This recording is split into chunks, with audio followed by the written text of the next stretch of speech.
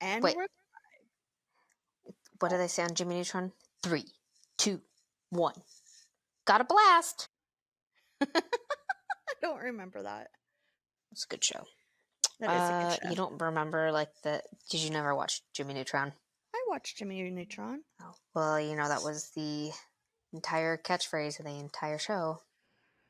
I'm sorry, Other than Carl being obsessed with Jimmy's mom. Which, could you blame him? Couldn't you blame him? No. Jimmy's mom looked pretty good. And Carl was this poor little kid that's just like, I love your mom. Was it Carl that loved her? I don't remember. I don't remember. This is our show, What's with the Neighbors. That's Bree. And that's Amy. What's up? This is episode 96. Oh my gosh. We are getting so close to 100. One-handed. And to our 2-year anniversary mark. Yeah. So, thanks for sticking with us, guys. Thanks for stopping by. Stay classy, San Diego. Oh, you've never seen Anchorman. No. Sorry about that. It's okay. I'm echoing and it's making me so crazy. Put your echo cancellation on it. I can't unless we stop it. Okay, let's stop it. Okay.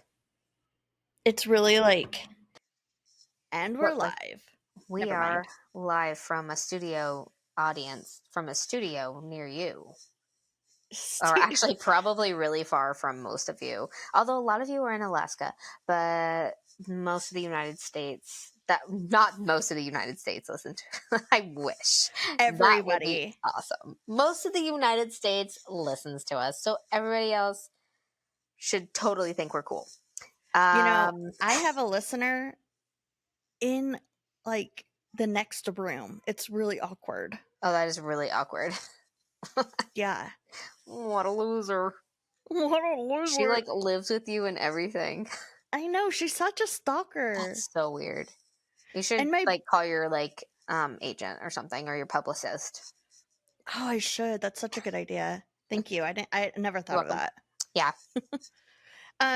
Do we have any announcements? Send in your creepy kids stories. If you are on board with this idea, I posted something on Facebook yesterday and Instagram. If you are on board with our idea about hearing kids' point of view of creepy things or just their own little take on stories, send in the recordings of them telling you a story or like a video. We can get their audio from it. Yeah, we'll just extract the audio from it. Yeah.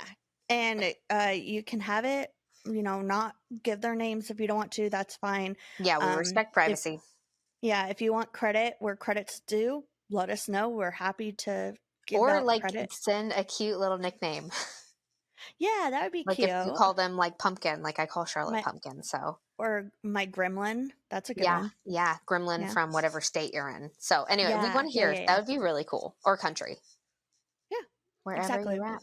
So send those in to wwtnpodcast@gmail.com. Nope. What is it? What's our... That was the correct email. wwtnpodcast@gmail.com. Everything's just auto for me, so I don't... Same. So I have a question for you. You ready? Yeah. Okay. If you didn't have a choice, what color crayon would you eat straight from the box?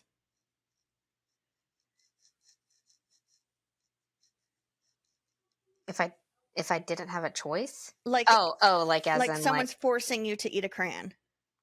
What color would you pick? I'm going to go with purple. Purple or red.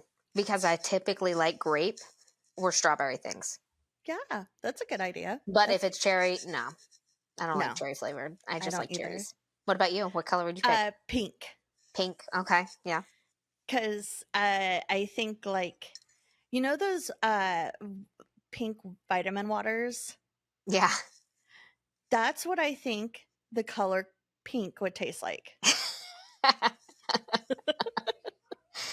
You know, I know what a crayon tastes like because it probably tastes the way it smells. You know how certain things Oh, like, yeah. or a lot of things like taste the way they smell?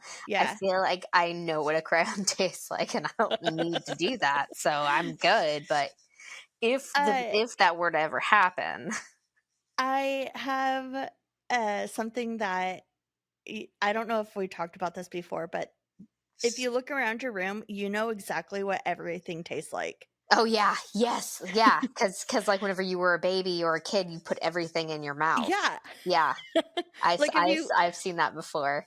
like people look around your room and be like, "Yep, I know what all of this I don't tastes need to lick like." my comforter. I don't need to I lick was my biting it computer. last night with my husband. Ew, Brie. Okay. So, Oh, you went first last week, right? yeah, but speaking of putting things in your mouth that you shouldn't be putting in your mouth. So funny story. You know Josh's buddy who's in the military who watched our house, Yeah. Andrew. Um, so I guess at some point, Charlotte was asking about him the other day. She's like, "How is he?" And I was like, "I don't know." I was like, I assume he's probably good. Oh, he's I believe he's overseas right now. Um, And she's like, "Well, I really want to see what's his name. I can't remember." And I was like, "I don't know." She's like, "You know, he's Dad's friend with who likes to eat Play-Doh." What? It's like, and Josh is right there too, and he's like, "What?" But I remember like something being said along the lines talking about don't eat the Play-Doh, and he was over at the time, and I feel like he had said something about I used to eat Play-Doh. And so Charlotte, now that's how she remembers this She adult remembers is him. the guy who ate Play-Doh, who eats Play-Doh. It's so funny what some things stick in their Yeah. minds. Like, you probably would have never remembered No, that, but did she's not. like, she knows this guy. Like, yeah, that dude eats Play-Doh. Play-Doh guy. Good for him. Oh my gosh, I love it. Yeah. Do you have a neighborhood story? I doozers. I don't know what that Okay. means. I'm sorry I'm like rushing us but my story is like really long. Oh, you're fine. You're fine. All right. So Okay. it says this is I don't know, Nextdoor, Facebook. I don't know. I got it from Google. It says it's a picture, and I will put the explanation in it first. It says I asked my next door neighbor to take my bin out, like the trash, as Okay. I wouldn't be home, and he definitely went above and beyond. So it's the neighbor sitting with the trash can at the park, and then like on the swing set with the trash can. I'll send Like it to out on you. a date. Yes, That's cute. it's cute. I love it. Oh, I love I that. could see you doing that to me. I 1000% would do that. I feel like I've done that before. Not to me. Never took my trash can out. Not the trash can. Oh, you know what? I think that was you. Oh, aw. Wait, I've heard my ringtone before. Yeah. That's cute. Yeah, it's Star Wars. Yeah. And when you call me, it's the The Michael Halloween. Myers. Yeah. Yeah, but piano version. Fancy. Uh, The it, original anyway, version. yeah. Is it? Yeah. But it's like different. Maybe it's a prettier version. Yeah, it's a prettier version. Yeah. Okay, so you ready for my story?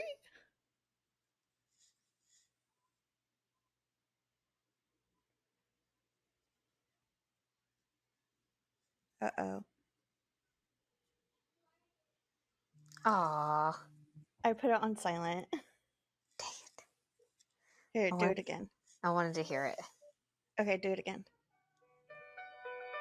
Oh, it's prettier.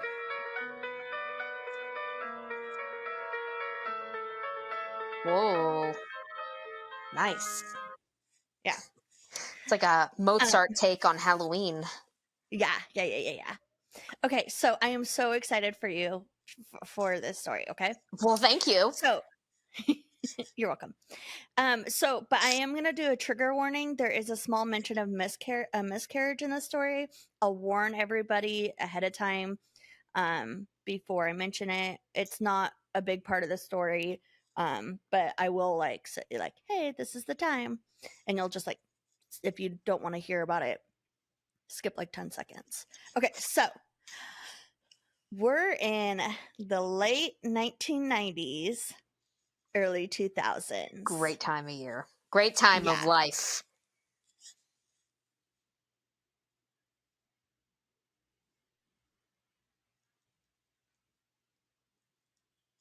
Hold on a second. I don't think I fixed this. Fix what? Well, like I was writing down notes and then I put it into a story, and I don't know if I put these notes into the story. Hold on a second.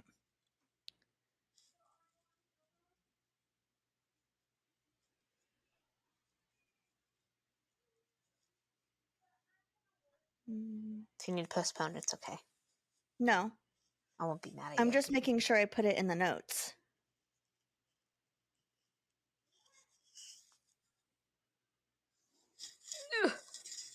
Okay, I did. Okay. And then I just never deleted it, is what happened.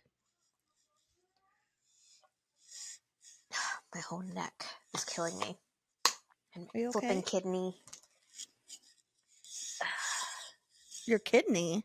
Yeah, I think I'm getting another kidney stone. I think all this water, because I've been drinking my water, and I think it's been like flushing stuff out.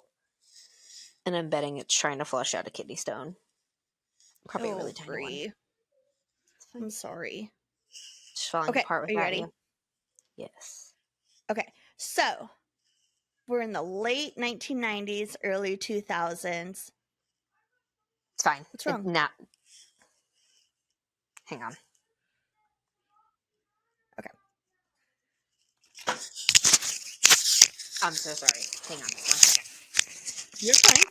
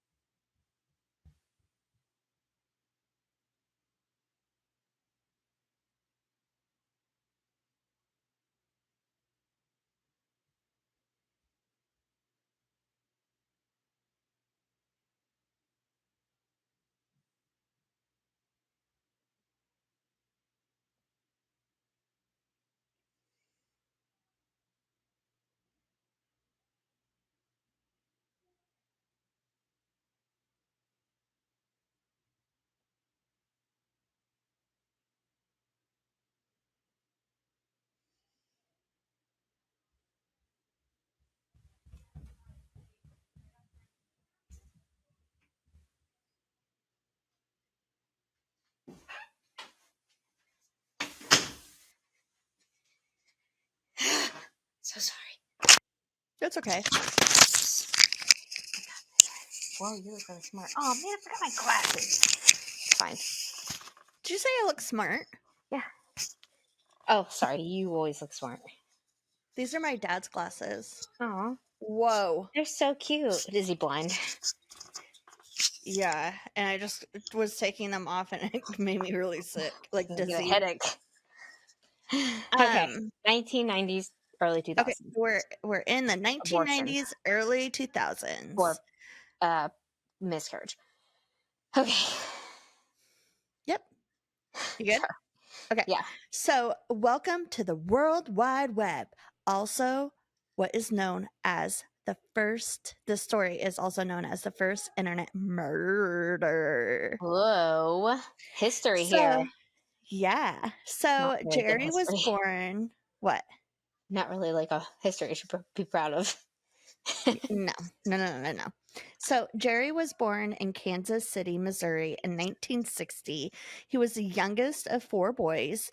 He was adored by everyone, but was pretty competitive with his older brothers. I mean, you have to be at that age, like if you're the youngest. Yeah. So they loved going fishing as a family, so they had a normal upbringing.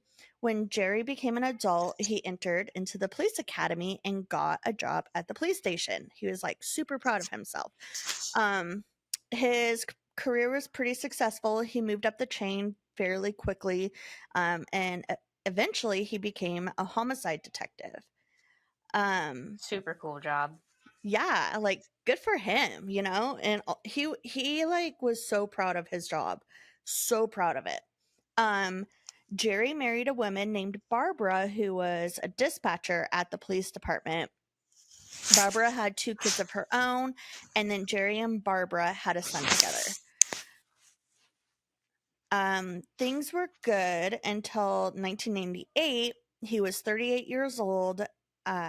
Jerry discovered something was not right within the police department. He had proof that high ranking officials had falsified documents in a murder investigation. Oh, okay. You sound weird. Hello. Is it check your mic? No, It's like the settings. how? What do you mean? Like go down to the bottom where it says mic, camera, speaker. See what it's on.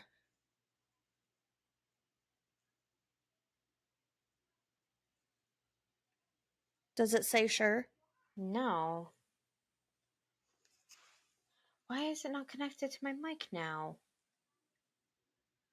It won't let me click on anything else, probably because we're recording. Unplug it and plug it back in.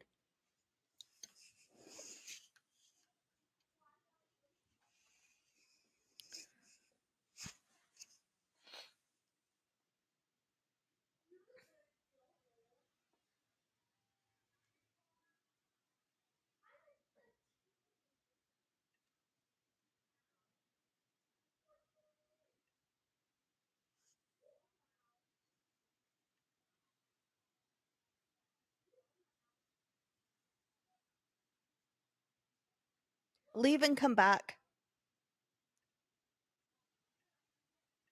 You can like leave it will still record.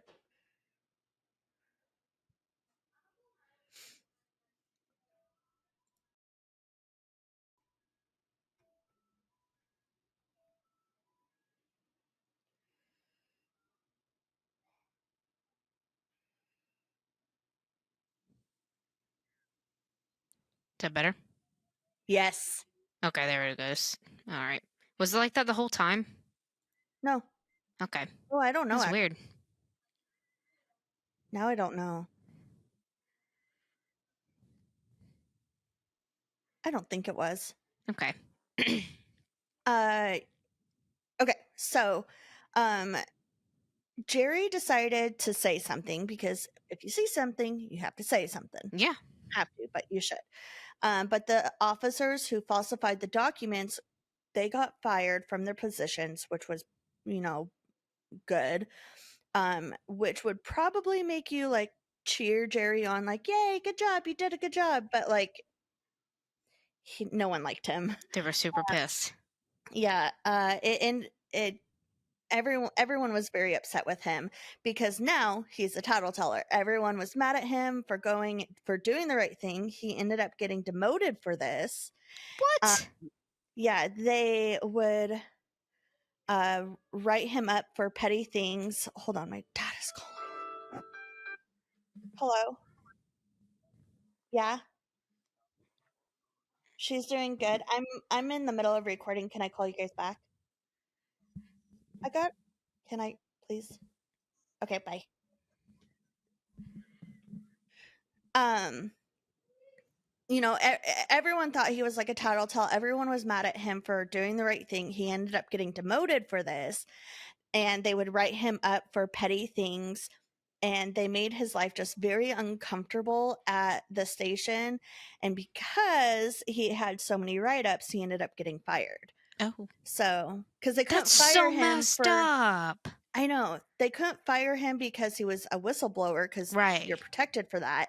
But everyone didn't like him. Right. So, which is really sad. That's sad. Yeah. This caused Jerry to be depressed. He loved this job. He felt like he was helping the community and being a part of something bigger. He went on to search for a new job and found a job at Harrow's Casino as a security officer. Did I tell you where we're at? We're in Odessa. Kansas City? Odessa. Or you No. moved? He was born in Kansas City. Yes, but we're in Odessa, Missouri. Okay, okay. Yeah, sorry. So he went on to on at this job as a security officer working at the casino, and the sorrows of being a whistleblower led him to be a little bit of in a party phase. After a while, Jerry realized he needed a change of pace, so he put in a request for a transfer to Reno, Nevada, and it was approved. So he and his family all got up and moved. They're like, "This is fun. We're moving to Reno." Jerry ended up becoming a card stealer there That's cool. and making some pretty good money, lots I of good bet. tips.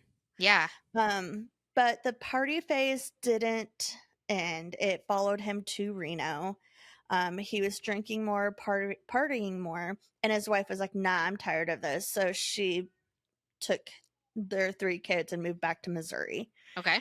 That So sucks. obviously filed for divorce. After this, Jerry had just a series of bad luck. He got in trouble with the law a few times. His family saw he was struggling, so they offered to help move him back. And they're like, you can live with your cousin. He's happy to help you. He wants to help you. So he moved in with his cousin and his wife, Lynn. He lived in like an apartment. I couldn't really figure out. It said an apartment on their property, but the way it like the way the things end up happening, it sounds like it's like an apartment that's like attached to the house. Okay. And Like a this, mother-in-law? yeah, and then the apartment also had like a section, their own section of a basement. Okay, okay. So, It's like my house, uh, sort of, ish. Like your yeah, house. yeah, yeah. So, I don't know how much time actually passed between him moving in and now, but Lynn and her husband had not seen Jerry for a few days, which is not necessarily uncommon, but it was kind of weird. They had left the house, he hadn't left the house or even heard from him. It was known that Jerry would spend time in the apartment section part of the basement. Wait, what did I just say? It was known that Jerry would spend some time in his section of the Okay. basement when he wasn't doing good as normal, like when he was kind of like in a depressed bout. He'd have like a routine. Well, when he would like get depressed, he would go down to the basement. Just like And kind add of to the like, depression. yeah. It's like whenever Yeah. you're crying and you look in the mirror and see that you're crying, it just You makes it cry worse. more. Or you listen to sad music. Yes. It's like, gotta get it all out right now. He would like go down there to get his head straight and, decompress and stuff like that. So it wasn't too alarming, but they were like, no, it's in their thoughts. Like, we haven't seen him for a while. So then Lynn started smelling an odd smell around her house. And that's when I said, like, I feel like his apartment was attached to him, because she was smelling this weird smell. So she goes down to his basement and she saw Jerry sitting in a lazy boy, and he was like facing away from like the entrance of the basement. And so she started calling out to him and he wasn't responding. And when she walked up to him, the smell was getting stronger and stronger. And she finally was able to tell that Jerry had unalived himself. Oh, no. I Yeah. was not expecting that. Yeah. Okay. So, I was expecting there to be a body down there, but not his own. Oh, yeah. okay. So everyone is understandably upset, and the days go by, and it came time to finally like clean out his apartment. So his brother, I forgot his brother's name. I want to say it was Matt. I probably talk about it later. And his oldest brother, took it upon himself to clean out the apartment. And when they were going through his things, they found a black briefcase. And when they opened it, they realized that Jerry had a treasure trove of secrets. Whoa. Okay. So, on top of the briefcase, there were 3 separate letters addressed to separate members of the family. One of the envelopes, oh, his name is Mike. One of the envelopes was addressed to Mike, his oldest brother. And written next to it in bold letters said, "Do not open alone." And so everyone's like, what the heck? And so, I mean, I would have like opened it and like Yeah. pretended not to see Bet. it or Yeah. or Just to open it. prepare myself. Yeah, so that I'm not like I kind of already know what's happening Yeah. and then like, "Oh yeah, I didn't open it." No. But I so don't know. I don't know what it says. so Jerry's family got an attorney to make sure like whatever's in this envelope, like we're not going to be responsible for, right? I Like mean, maybe whatever. because like also like they knew his background, and then Yeah, also that he had had some trouble afterwards. So like, yeah. I don't okay, know. So all right. they yeah. So Jerry or so they got this attorney. So the letters were his confessions and an explanation as to why he ended his life and what his ultimate sin was, which was 3 months prior to his suicide, he had committed murder. Whoa. Okay. Okay. Yeah. The So, homicide became the homicider. yeah. Homicidal. Yeah. So he killed a man in Michigan named Bruce Miller. And this obviously the family was like, "What? No. No. Not our Jer. You Not didn't Jer do Jer. that. He didn't. No way."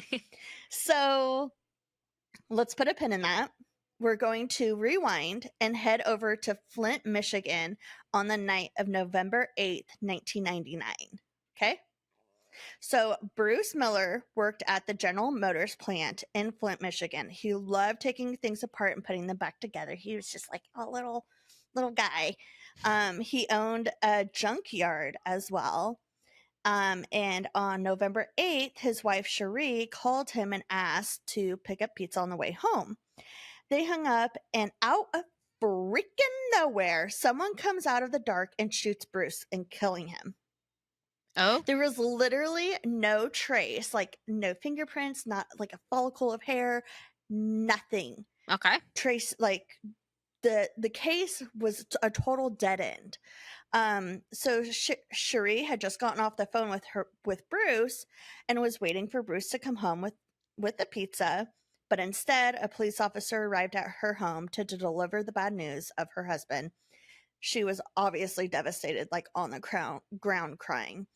And then 3 months later, and states away, Jerry's letter states Bruce's murder had been staged. He said Jerry had traveled to over 9 hours to Flint, Michigan for the sole purpose to murder Bruce. Oh. Wait, So, Jerry said this in a letter? yeah, Jerry, that was in his confession Oh, envelopes. okay, okay, okay. Yeah. So, let's talk about Cherie. Cherie was about 20 years younger than Bruce. She didn't have the greatest upbringing. Her mom had men coming in and out of her life growing up. This caused Cherie to also not pick the best men when she became an adult. She ended up having 3 children by her mid 20s and didn't have a great steady job. She would work. No, go away. Go. Just blow at him. At the cat, yeah. Sorry, I I just don't blew want in the her. microphone. It's fine. I just don't want You just muted yourself. There you go. I didn't want her to think she can jump on me. Who is it? Um, The cat? the dog. Oh, you I wouldn't said it care if was it the was a cat. cat. Oh, did you Oh, say it wasn't the cat? yeah, it's not the cat. It was my Okay. mom's I was dog. like, why are you But calling Leon or Tony a her? What's happened? Well, so yeah. she okay. So she never really could keep a job, but she also worked as a Mary Kay consultant. Um so but she ended up getting a steady job That was a very at well respected job then too. yes I it will say. was. My Yeah. grandma was a Mary Kay. Um my sister sold Mary Kay, but there was a lady in our neighborhood. I think Did she she get the still pink car? has it. She had the pink car. Yeah, Oh the man. Cadillac. Yeah. So, so she finally found a steady job as a bookkeeper at Bruce's junkyard. And that is how they met. In 2 months into the relationship, Sharee moved her and her 3 kids into Bruce's house. Um, he loved her kids and supported her and did whatever he needed to do to help her. He also bought her a computer to help her sell Mary Kay products. Aw. Yeah, so he is like, I got you, babe. Bruce sounds like But he was a good guy. he sounds like a great guy. Go away. Alice, can you let the dogs out, please? Both of them just came to me. I think they're needing to go to the bathroom. But you know how the World Wide Web can become a dark and scary place, Bree. Oh yeah.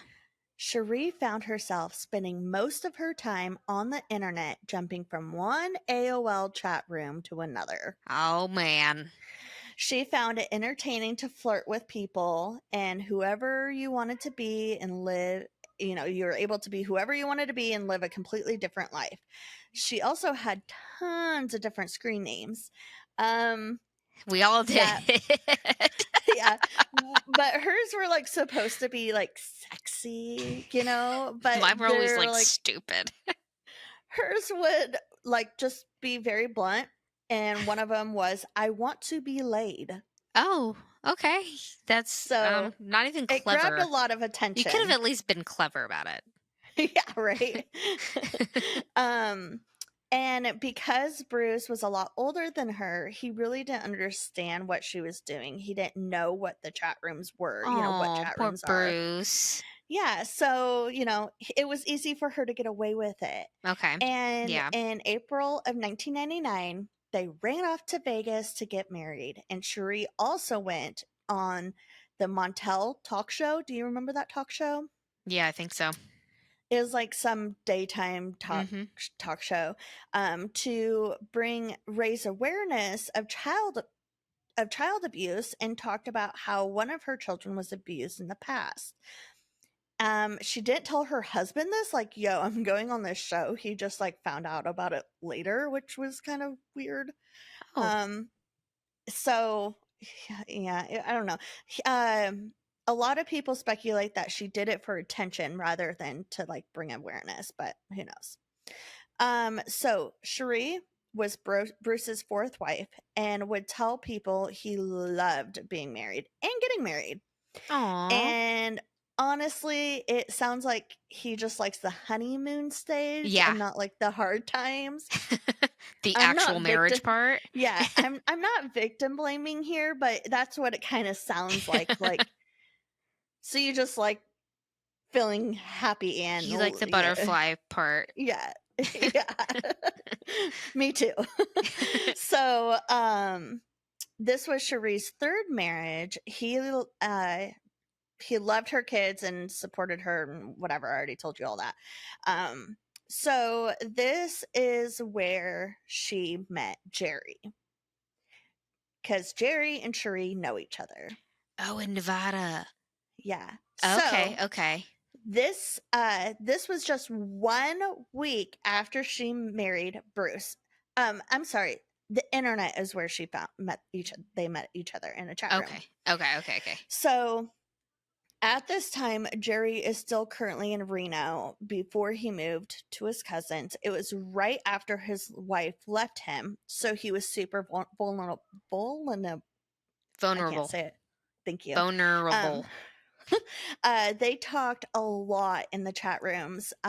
There's like hundreds of thousands of messages between the two of them. Jerry really opened up to her, and she would motivate him and send words of affirmation. He'd be like, "I'm really sad today," and she'd be like, "Oh, it's okay," you know. You And can do it. they, yeah, you can do it. This also progressed to Sharee sending sexy photos of herself to him, and this made Jerry feel good about himself, which good You for him. mean Sharee, aka I want to get laid, sent sexy photos to him? Yes, exactly. What? But Cherie told Jerry that she was very wealthy and she owned multiple nursing homes.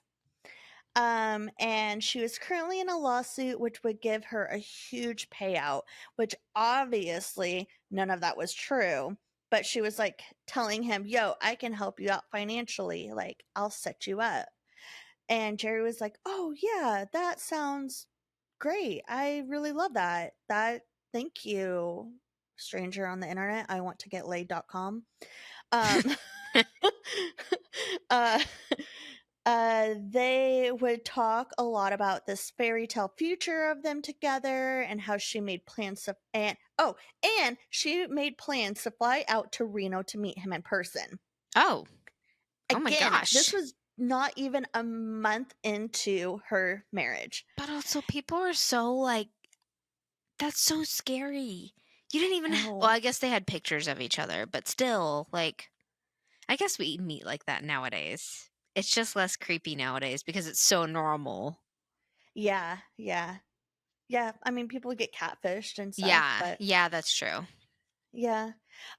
So she was like, "Husband, I need to fly out to Reno for a Mary Kay convention." And which is also believable. But he didn't question her. And so she's like, "Bye, husband. I hope you enjoy my 3 kids while I go to Reno." I'm gonna have Even fun. even a month into our marriage. Yeah. So Jerry and Cherie made plans to do like this role play meet cute. They All planned I can think on of is that show. You know what I'm talking about? Where no. Phil and what's her face Oh meet every yes, every Modern Valentine's Day. Family. Modern Family. It's Yeah. so I can't cute. remember their names. It's something French, but Phil. Oh yes, yes, yes, yes. it's hilarious. God, I love that show. Oh, I want to watch that show now. So Jerry, they made these plans to have this like role play meet cute. They planned on her walking up to the blackjack table where Jerry would be dealing, and she'd be like dressed in all sexy or whatever, and pretend not to know him, and be like, "Hit me," and they make this whole thing sexy or whatever. Whoa. Sounds then super after spicy. then after his shift, he walked around the casino to so obviously this happened, and then he walked her around the casino to like introduce her to everyone, like, "Yo, this is my girlfriend." And she's like, "Hey guys," you know, and he was so proud of her. Um what? You um crack me up when you try to voice people. Hi guys. the weekend was super romantic for the two of them, and Jerry was like full blown in love, head over heels in love with her. Cherie goes home and they continue the affair. Jerry even called his mom on the phone a handful of times to tell her how much he was in love with Cherie.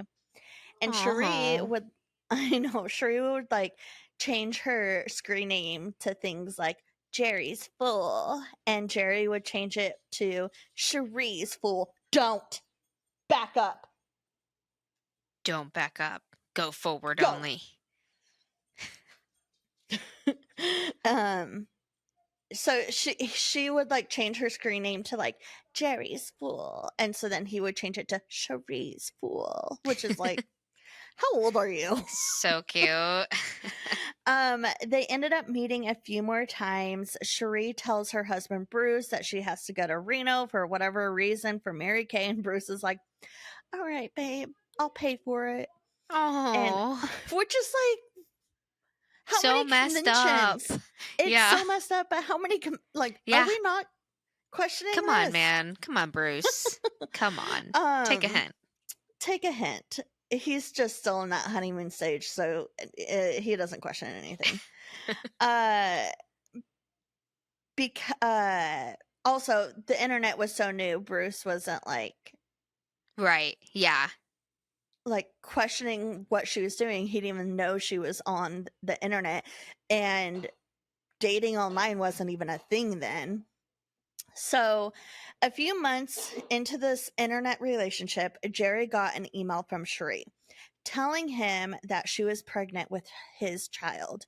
And Jerry was like, "Oh my gosh, I've always wanted a family again, like my own, because I don't have a family because my wife left me because I was partying too hard." And um, so like he did have like a little bit of custody of his one son from his ex-wife, but she had the kid all the time. So he was like, "I'm so excited to have a family again." And Cherie would update him with photos of the pregnancy test, like send him photos of the pregnancy test, the sonograms, and even a photo of her like sitting in the chair with like her belly out, and like it was just like of her belly. And I mean, he could tell it was her belly, but Yeah. like, anyways. So Jerry was on cloud nine. One day, Jerry got a chat from Cherie, and she told him that Bruce, which I'm not even sure how she presented Bruce to Jerry, or yeah, presented Bruce to Jerry, but like she may have like said like he was an ex or a current husband. I'm not 1,000% sure, but she said uh, Bruce was abusive and was not a good man, and Oh. that he was part of the mafia, and she had to listen to Bruce and do whatever Bruce said. And he is also high up in the mafia world in Flint, Michigan. And she was scared that she couldn't do anything because everyone would tell him and like she'd probably die or something. And every day she wasn't with Jerry, it was because Bruce was keeping her on lockdown. But she told Jerry that Bruce found out about the relationship, aka the affair, and Bruce lost it. And he ended up uh, beating her up. And this is where everyone skip 10 seconds if you don't want to hear it. He ended up beating her up, and she lost the baby because of it. Oh. Um, and okay, now we're back. After this heartbreaking AIM session, she sends him photos of her stomach and that it had bruises on it. So when Jerry got home, he told her, or when Jerry got these photos, he told her, I cannot believe this, and no one's going to get away with this.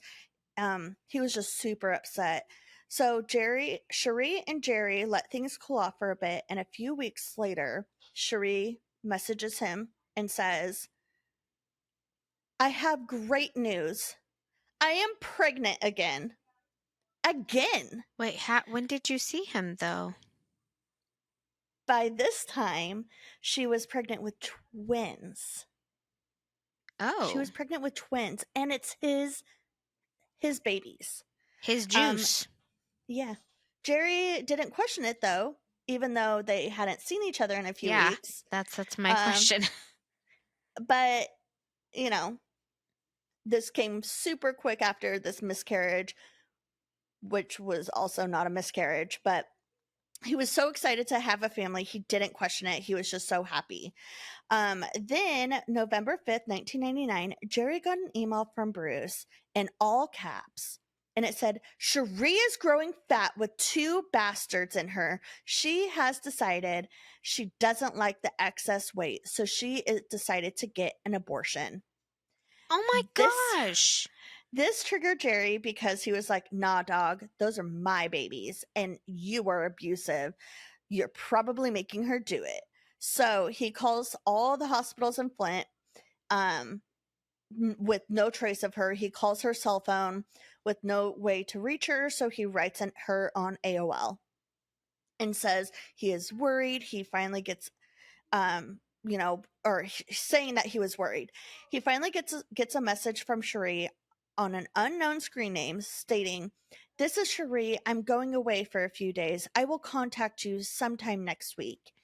And then he got another email from Bruce that said, "Well, Jerry, she told me she would be home soon. I think the abortion went fine. She sounds like she felt better, knowing she wasn't having any more kids. Thank you for making my relationship with my wife better." Oh, Obviously, Sharee was lying to Jerry about all of it. yeah. She was sending the emails from Bruce and all the pregnancies and the abuse from Bruce. The bruises on her stomach were just her makeup, and the pregnant bellies was just her pushing her stomach out. And all this time, Bruce didn't know any of this. He didn't know about Jerry or Sharee chatting with anyone or her visits to Reno. He was just living his life thinking his marriage was going great with 3 stepkids. What in the So, world? Where is your brain? I know. Here's another trigger for anyone that wants to skip about 10 seconds. If it's also not significant to the story really, but to make matters worse, she sent Jerry a follow up email stating that she did not seek out an abortion, that she was actually gang raped repeatedly from Bruce's mafia friends, causing her to miscarry. What? Oh my Yeah. gosh. So she was making disturbing lies. Everything that Sheree had told him was like boiling in Jerry's mind. And finally, this last email that he got from Sheree, um, just set him off. She was no longer safe in Flint, and he had to rescue her and her kids. Um, so he messages her and says, "I'm coming for you and the kids.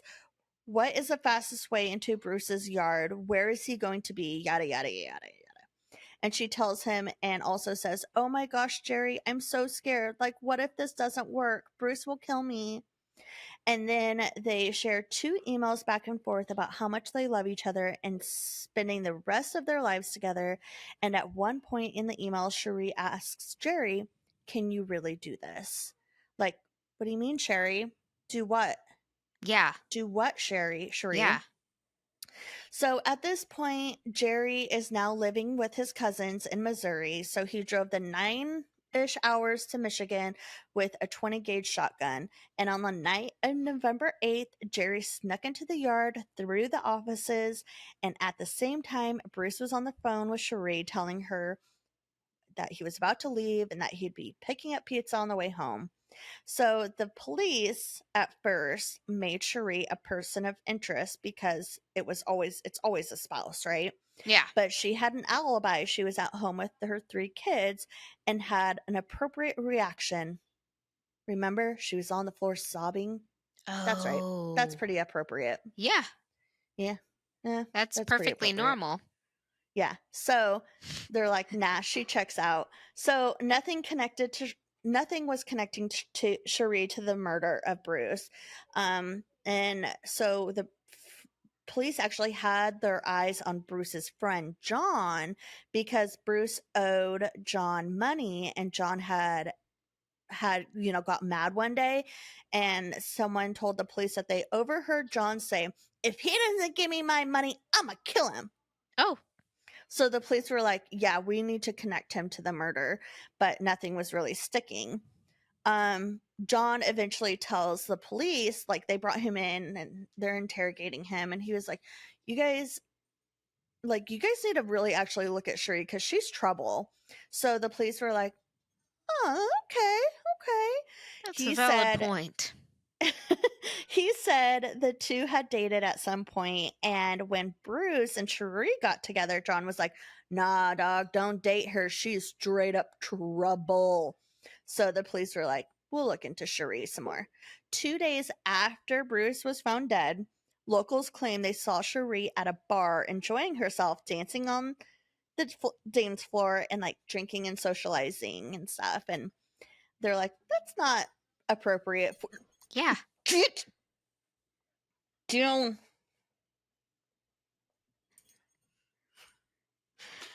Can you still hear me? Yeah. Okay. I didn't want him to mess up my mic. He's the male dog is scared of Rick. Oh. He's Aw. scared of everything. Yeah. So the police were like, "That's not appropriate reaction." There's Yeah. appropriate and inappropriate Yeah. reaction. That is definitely inappropriate reaction. Something fishy here.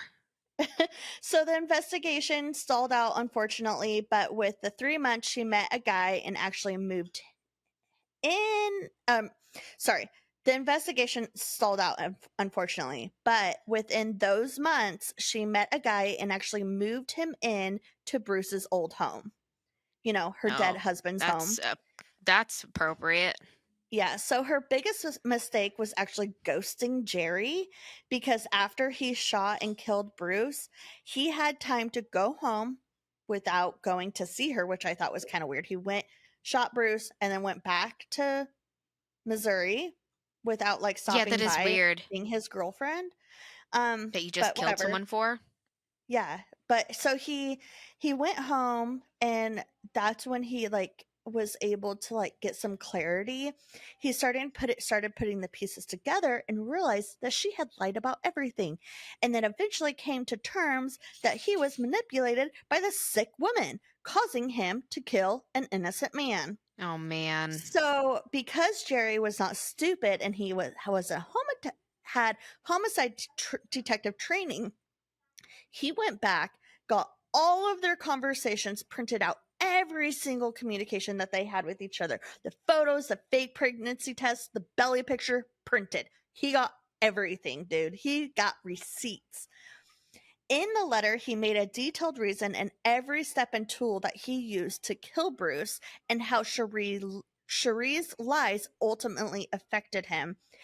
And also, he said Sheree helped him set it all up. And Right. he had the evidence on a Yep. silver platter, That's why he baby. didn't want them to open it by Yep. themselves. Yep. Okay, So, okay. So yeah, that was yes. right. What I said, he was maybe because he was a homicide detective. Yeah. So, like, if someone opened it by themselves, they could have falsified those Mhm. documents, right? Or someone could claim. But if there's multiple Oh, I didn't even think witnesses, about that. That's yeah. genius. So Cherie was brought in for questioning, and she was not very remorseful. She was super defensive, but thanks to all the evidence that Jerry gathered, they were able to arrest her. Throughout her trial, she tried to make Jerry look like an obsessive person. Like, she tried to say she kept trying to get him to leave her. She was trying to keep getting him to leave her alone. She was like, "I don't know. I kept trying to break up with him, but he wouldn't like leave me alone." And in the messages, it showed that Jerry and Cherie agreed that Jerry was going to call her from Bruce's cell phone and let the phone ring once and hang up, and that would be the signal that Bruce was killed, which from the phone records, Right. She it called him for the matched. pizza. Mm-hmm. The main question during the trial, though, was that what was the motive? And one thing pops out, which came straight from Cherie herself. She said at the beginning of their marriage, she spent all of Bruce's money. She maxed out all of his credit cards. So there's a motive. So Cherie ended up being convicted of second-degree murder and conspiracy to commit murder, along with a few separate charges, leaving her with a combined life sentence on top of an additional 81 years in prison. Um, Dang. but on July 16th, 2009, a federal judge ordered Cherie's immediate release on bond pending a new trial, which means her attorney must have submitted an appeal, and they had to like Revisit fight it it. again. Yeah. Okay. So during the break she had from prison, she was allowed her to reconnect with her children, but ultimately the court decided to stay with a first conviction, so she didn't win that appeal. The relationship she made with her children seemed to stick because when she headed back to prison to drop her off, her daughter, she looked at her daughter and was like, wow, I really messed up. And at the age of 44, Sharee was finally admitted to helping arrange the murder of Bruce and wrote a letter to the judge confessing everything. So many have asked Sharee why did she do it in the first place, and she said it was like a video game. Each man was a new level, and each was harder and harder. It was seeing how much I could get away with, how much I could make somebody believe. And her writing that letter confessing everything to the judge voided any of her overturns. Um, so she can never appeal to it again. Um, and she will be eligible for parole in 2055 when she's 84 years old. Dang. That was a good one. I had so much fun with this one. So he committed suicide before she was let back out, right? He, Did he commit suicide before she was even found? yeah, Like before they even blamed it on her? yeah, Okay, that's what I thought. But yeah, he went back and like printed all that stuff afterwards though, like correct. before he did it. Okay. Yeah. All So, right. yeah, he went home and committed, figured everything out, printed everything, and that's how they were able to find out about her. Okay. Yeah. Are you messing with So something? no, the dog is eating something. Oh, okay, that's what I'm hearing. Okay. I'm It's okay. sorry. Nope, it's fine. That was a really good one. Thank you. I d- I feel bad for him though. I know, me He too. was a very like I don't he was just a very sad person. He And was a very sad person. he seemed like he was a good person too overall. It I think like it was unfortunate because he just kept getting in like unfortunate events. His intentions were good. I just threw something at the dog to make it stop. To make it just to be clear guys, we like animals, so Me too. Amy's clearly more of just a cat person. I don't mind the dogs. I've been taking care of them, but when you sit They're in this loud. chair, yeah, and when you sit in this chair, they think like, "Oh, I can sit in your lap." No, you can't. So, tell me a story, please. Okay. All right. There's a fly in here. Okay. You All don't start right. chewing on it. No. Don't be rude now. The other one came in. Like, ooh. Hang on. Let me make the screen smaller so I can. You don't want to see me. How do I not see me? I just want to see Shh, your pretty go. face. Shh. Whatever. You guys suck. I'm hungry. Okay. So I am going to tell you about a land down under. Not. Atlantis? Why is stupid not working? There we go. Okay. We are going to the outback, and I'm not going to even try with my Australian voice Please today don't. because my accent is the worst. But I It's do so dig a bad. guy or just anyone with a Australian accent. I love Australians. Their accents are so cool. Like, I know. ah, And they're just like really cool people. yeah, they seem really awesome and bluey. Oh, Anyway. yeah. Good um old Bluey. All right, so I'm going to tell you about the Airedale Mental Hospital, not Arendelle, to be confused with Frozen. Airedale Mental Hospital. Um, it was, I'll go over it. So I already Airedale, know this one's gonna be juicy. oh, it's amazing. Airedale Asylum is located in Ararat, Victoria, Australia, and it was Australia's first mental hospital. Oh, cool. Construction began in 1864 and officially finished in 1866, but I guess the first patients were like there in like 1865, so they're doing construction still while they were there. Okay. Airedale Asylum was created to treat and care for psychiatric and mentally ill patients or people who suffered from postpartum depression, autism, anxiety, depression, PTSD, Down syndrome, and I'm sure like the menses and like Riding on the horse if you didn't backwards. if you didn't want your wife or your kids, you know how mental and criminals also. So we're putting criminals in with these handicapped um people. Yeah, yeah, So good old history, yes, we have mental illness. we have definitely gotten better since then. So We I'm just have. gonna say that. So it was built like many of the other asylums at the time, it was built according to like the Kirkbride plan, which when I saw that, it reminded me of another asylum that I talked about. Because it Oh, was built with the same type of thing. It was the Trans Allegheny Lunatic Asylum in New York. Hashtag yeah, episode 18. Um, it was self-sufficient, being in its own community, essentially. It had its own market, gardens, orchard, vineyards, a piggery. I guess it's where they slaughter them, I assume. Um, other stocks that were kept on the grounds, and they also had a morgue and a cemetery and some gallows for some old-fashioned hanging. Anyway, there it's were criminals there, definitely so it's definitely needed in yeah. an asylum. Yeah, Yeah. yeah, Sure, sure, sure, sure, yeah. sure. The complex is made up of 70 buildings. Some websites said 63, but I think the actual website that they have says 70. So we're just gonna say Oh, 70 or around that number. okay.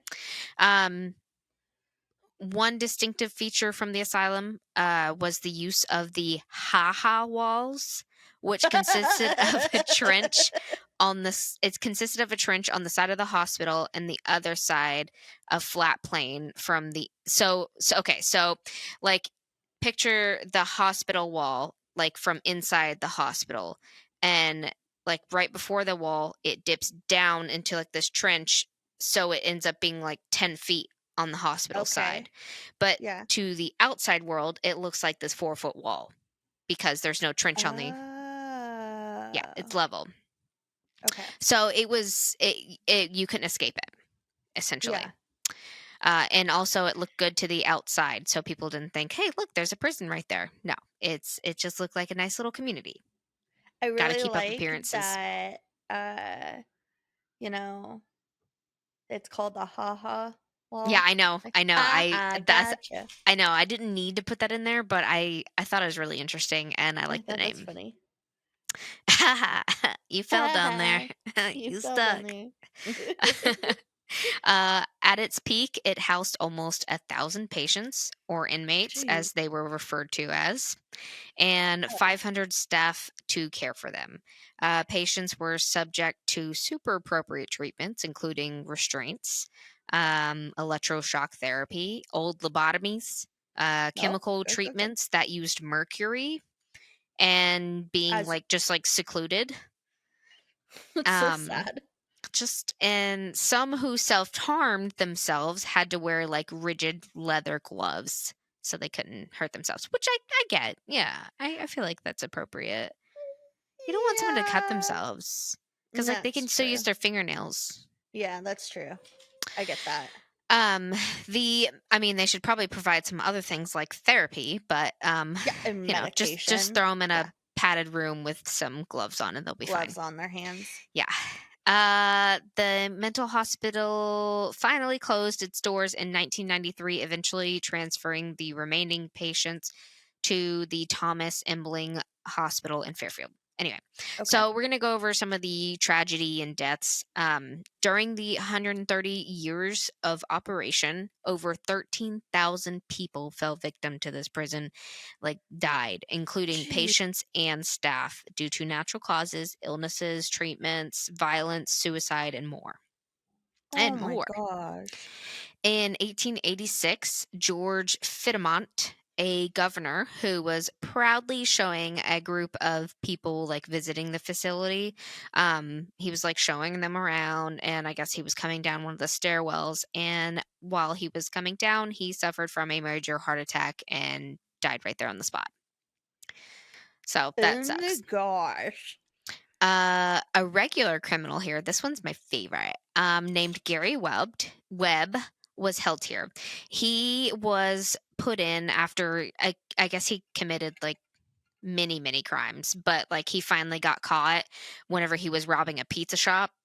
And I know, like what a petty crime. However, he did shoot the police officer and the shop owner. Both did live. Oh, good. So he was first sentenced to prison for 14 years, because I guess he didn't officially kill them.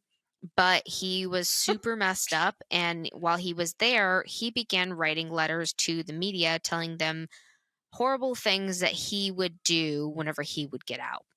Oh And so, my like, gosh. a special law was passed. So he ended up getting locked up for life. Oh, So that's good. I know. I don't know if this was, like, separate and in, like, an actual prison or if he was, like, in the asylum doing this, so I don't know. Oh, But okay. anyway, he eventually ended up in the asylum, and he began to be one of the people who self-harmed themselves. He ended Okay. up being hospitalized over 70 times after cutting himself, and he even Jeez. attempted to cut off his own penis Uh, 3 times. The 3rd time, it was too damaged, so they couldn't reattach it. oh Sorry, no. Candy. Gross. uh, One of the past superintendents, likely Dr. William Mullen, in 1912 committed suicide by swallowing prussic acid or hydrogen cyanide. Oh my gosh. And it's depressing there. In one Yeah. case between 2 male inmates who I guess were actually, like, friends, they had a job in the asylum and they worked on the farm because everybody, like, it was self-sustaining, they all did work. Yeah. But they worked on the farm at the asylum, and one day, like, something happened between the 2 of them, and one of them killed the other one with a shovel. I What don't the know heck? much what their names were or anything. Uh What? Evidently, there were 3 prisoners that were once hanged at the gallows and buried here, and their graves were marked with only 3 small scratches on the prison wall. That's Uh, sad. There's and a that's all lot I of got for you. Yeah, deaths. a lot. Oh yeah, tons there, and that's not even putting a dent in it. 13,000 people. That's a Jeez. lot. Okay, so we're gonna get to the paranormal stuff. Okay. First off, you can hear heavy footsteps made by hobnailed boots, which I assume are just like steel-toed boots. Yeah. You Australians, fancy names. Okay, say it again. What's it called? Hobnailed boots. Maybe. Yeah, that's got to be it. That's not a knife. That's a knife. You Okay, said I'm you done. weren't. I know. Yep, you said. I'm sorry. I know. She's so bad. I love Australians so much. You guys are the best. Anyway, okay.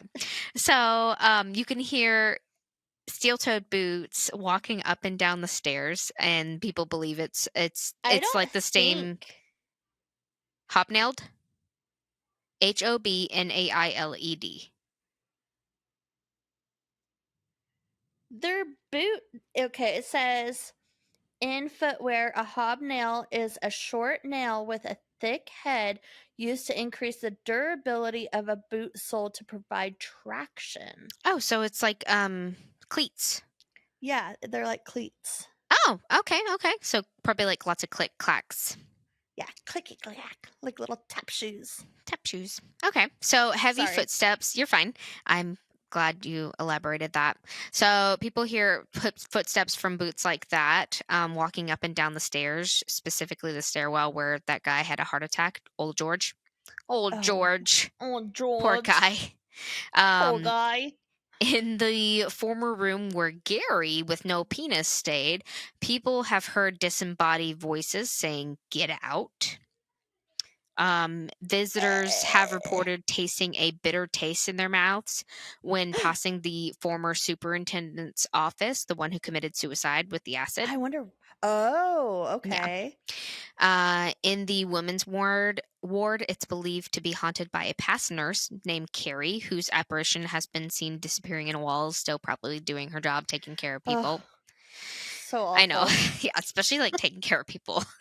Can I just be In an done? asylum. Yeah, can I just be done with all of this? I did my part. I did my part. In the man's infirmary, have many have experienced something more aggressive. A staff member once captured a picture while alone in there of a very clear figure at the end of the hallway, just like watching them, and it's very clearly a person. Like you can see the different layers of clothing. What the heck? Yeah, it was really creepy. I don't Uh, like that. Figures in a nurse's uniform are often seen throughout the facility. A 9-foot tall woman has been seen running Oh towards my the women's gosh. ward. I'm betting that's the nurse Carrie. Shadow people have been seen. Disembodied voices have been heard. There's been a lot of like intellectual interaction with throughout paranormal or through paranormal equipment. Yeah. Uh, some people have reported being pushed or even bitten while walking through the J ward. Oh my gosh. Equipment has caught multiple Wait, hold voices. on. Do you think it hurts when they get bit? Yeah. Yeah, and they probably have, like, marks on them. Do you Did think I they would mean to have to say go bit? like I feel like I meant to say pinched. Maybe bit. I think I did mean to say bit, yeah. Maybe they have, like, teeth marks on them. and do you think that like they have to go get like a shot No. afterwards? No, I don't. Okay. I think they're good. It's probably not that bad of a bite, but it's probably like, "Ouch, something just bit me." Yeah. It's a mosquito Okay. bite. There We're it in is. we're in Australia, for heaven's sakes, like, there's Yeah. wild animals at every every corner. Everywhere. Yeah. Um, Equipment has caught multiple voices all at once saying "help me" in one case, like a whole bunch. Like they were talking about in one of the cases, like somebody was like listening through one of the ghost boxes or whatever, and they heard like so many voices come out and say like all at the same time, like "help me, help me, help me, help What me." the heck? That's sad. That's so Um, sad. Reports of feeling ill or nauseous while in on the premises, tingling Mhm. sensation, especially on the head in the shock therapy ward, sounds of ticking clocks and banging on the walls, equipment malfunctioning, singing, screaming, humming has been heard, feeling of sadness and fear. And on, I didn't have time to watch all of them. I did, but I got a lot of juice from this one, and I don't like to ruin it Yeah. for everybody who wants to look it up on YouTube themselves. So on YouTube, there is a group called Paranormal Quest. Also, Amy's Crypt saw them too, or went there too, and so did what was the other group called? I can't remember. But 3 groups went there at the same night. They're all separate YouTube channels, but they're all like paranormal investigators. Uh-huh. Um, I watched the Paranormal Quest one, and on Uh-huh. their YouTube, they investigated the asylum, and they were all like allowed to go to like different sections throughout the night. And they went into the man's infirmary, which is where like the aggressive spirits are. And they heard what sounded like a child's voice. They had intellectual communication with something. Something was like constantly touching their meters, and even whenever they asked it, it would go and touch it. And then they would after they would touch it after them asking, the spirit box would say I did or did. Then they What? asked if whatever was there wants them gone to knock over one of the pieces of equipment, and they didn't knock it over, but the ghost box came out and said knife. So What? yeah. They also caught whatever saying leaf, chains, fuck you, fuck them, hiding, help, dead, and lots of other voices that sounded like adult and children's voices. Oh Just a my lot of gosh. really eerie, like they were getting stuff like crazy. Um, Yeah. Whenever I have more time or just more less children bothering me, I'll probably go and watch the other 2 people that investigated it as well. So check them out on YouTube. Just look up the Asylum and you can find they should be like the first couple videos that pop up. Yeah. So that's what I got for paranormal. I did get some Yelp I'm scared reviews. Really? Yelp! Okay, but why? Because it is actually open to the public for tours now. Oh, that's cool. Yeah. So I'll get more into that in a minute. Okay. So an Aircell S said I was doing there was a lot more in this one, but I took a lot of it out. It said I was doing it for a video we had seen a face in the maiden's room. I got scared. Then we went to the church. I heard footsteps. I left at 3. I did the spirit box. A door closed. I felt sick when I got home. I threw up my food that I had that day. Oh my gosh. So, but they, it was still, they were not upset about it. I'm glad they Um, weren't. on their Facebook, they've got quite a few reviews on Facebook. Someone, an SC, had said, first ever 3-hour ghost hunting tour at Airedale tonight. Gorgeous place, huge, loads of scary stories. History, which I love. Awesome range of ghost hunting. No. Sorry. Um, uh, SIRI started talking on my phone. Oh. I had to yell at her. It's Loads funny of that you have it's funny that you have to spell her name. I know, I didn't want to say it and make her I think scary made her pop up. Oh. So loads of spooky stories, history, which I love, awesome range of ghost hunting gadgets to use. I encountered the best communication with spirit I I've ever had. Mind blowing, undeniable, intelligent responses from spirit captured on video. Our guide Jasmine was fabulous, had a ball, and we'll be back for the 6-hour tour. We need to see and experience more and lots of Whoa. happy emojis. I just want to point out, most of these comments had like great things to say about one specific tour guide, and her name is Jasmine. So, Shout if out you to still work there, Jasmine. you are doing awesome at your job because people love you.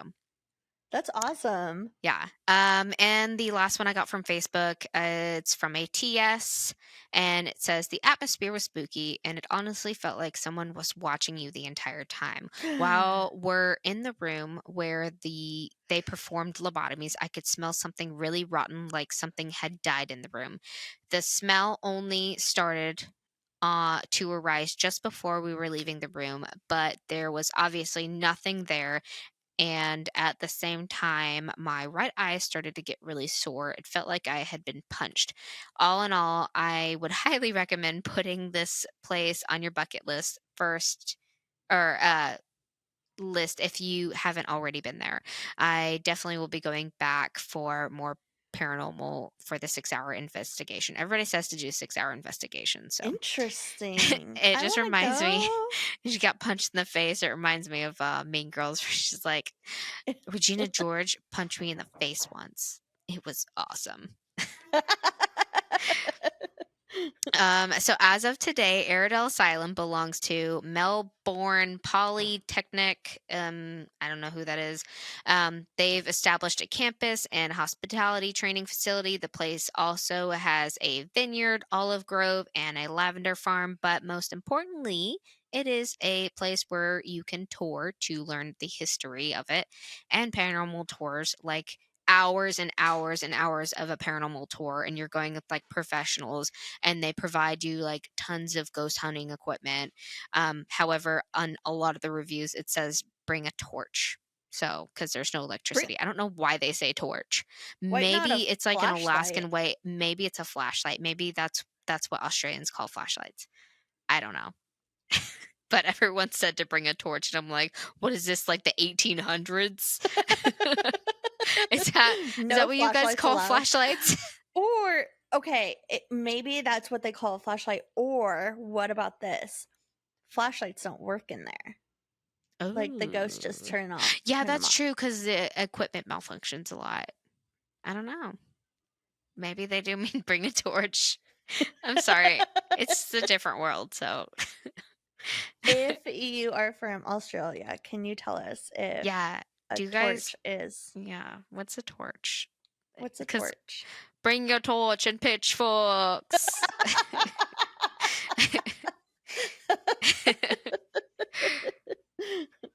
Oh, man. That was a good one. Thanks. I want to go there really bad. I wanna go there. I think that's the most one that I wanna go to. Yeah, it's I like that you can go with like a big group of people and like a lot of people say that it's scary, but like I feel like you'd still feel somewhat safe, especially 'Cause like you're with other with the big people. group. Yeah. Yeah. And there's professionals there too. And it's just really cool that you can like learn about how to actually investigate because I've never actually investigated before and that would be really flippin' cool. That would be really cool. I'd probably poop my That was pants, but awesome. it'd be super cool. Yes. Thank you. Thank you, Uh, Australia, for thank you, providing Australia. spooky places. Yeah, thank you for that. Do you wanna hear my neighborhood story? You betcha. Okay. So this is from BuzzFeed, actually. I used to Okay. live in a house that was split into two apartments. My neighbors had the lower half, and I learned that we had issues with the HVAC when their cigarette smoke came visibly pouring out of our registers. Stack Oh. up, stink up everything we owned. Then one of them stole my car. So, just Oh, that would sounds like suck. terrible neighbors. Yeah, seriously, neighbors from hell. That sucks. Yeah. And that stuff does not come So, out either. no, it doesn't. Like, you have to wash it and wash it and wash it and wash Yeah. it. Yep. That'd be so annoying if, like, all like you knew your neighbor smoked, but then all of a sudden, like, their smoke is like coming Pouring into into your your. house. Oh my god, I'd be so mad. Like, go smoke I would, outside. I would be so ticked. And then they stole your car. Sounds like just Yeah. like crappy people. Yeah. Yeah. They suck. They Uh, suck. You yeah, neighbors, you suck. you suck. So we're gonna send in your kids' spooky stories because we really want to do Mm-hmm. that, and we And would also love help us to. come up with a better name for it. Yeah, we need to think of something better. Kitty? No, that's stupid. I was gonna say kitty corner. The That's Hot dumb. Pockets are done. Did you hear my microwave? Yeah. I hate recording out here. It's okay. You're okay. You're fine, I promise. Okay. Thanks for listening, guys. Yeah, and have you checked in on the neighbors? What's with the neighbors? Bring Amy out. Oh, rename me. Oh, psh. Say hi to your cats for us. Yeah, say meow. Don't get dead. Don't get dead. You okay? Yeah, I'm